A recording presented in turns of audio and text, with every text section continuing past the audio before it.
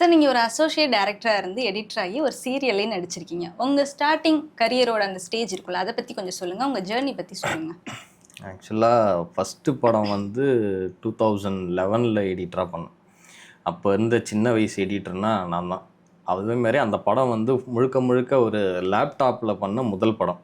விகடனில் கூட அதை பற்றி பெரிய ஆர்டிக்கல்லாம் எழுதியிருந்தாங்க. அப்போ அங்கே ஆரம்பித்தது அதான் முதல் படம். பாலை சொல்லிட்டு செந்தமிழன் அவர்கள் தான் நம்மளை அறிமுகப்படுத்துகிறாங்க. அதுலேருந்து அடுத்து விக்ரமன் சார் படம், அப்புறம் சுரேஷ் கிருஷ்ணா சார் எப்போ பழக்கமானாரோ அங்கேருந்து அப்படியே ஒர்க் பண்ண ஆரம்பித்தேன்.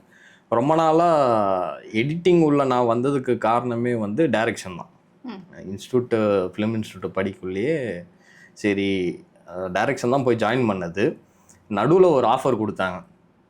என் கவர்மெண்ட் எக்ஸாம் அது. எக்ஸாம் எழுதுறதுக்கு முன்னாடி ஒரு 2 months இருக்கும்னு நினைக்கிறேன். அப்போ யாராச்சும் ப்ரொஃபஷ்னலாக மாற்றிக்கணும்னு நினச்சிங்கன்னா மாற்றிக்கோங்க அப்படின்னாங்க. ஏற்கனவே நான் பயங்கர குழப்பத்தில் இருந்தேன். ஏன்னா அப்போ ரூம் எடுத்து தங்கக்குள்ளே சீனியர்ஸ் கூட தான் தங்குவோம். டைரக்ஷன் டிபார்ட்மெண்ட்டில் இருந்தவங்க எல்லாருமே ரூமில் தான் இருப்பாங்க.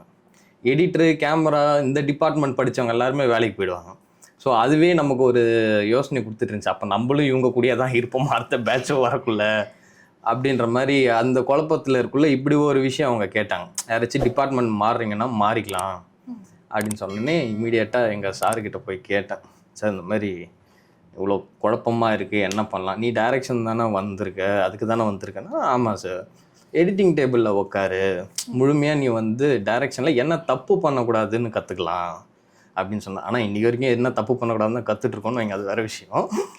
ஆனால் அந்த டேபிளில் உட்காந்தோன்னா டைரக்ஷனை முழுமையாக கற்றுக்கலாம் அப்படின்னு சொன்னேன். ஸோ அங்கேருந்து எடிட்டர் ஆனது தான்.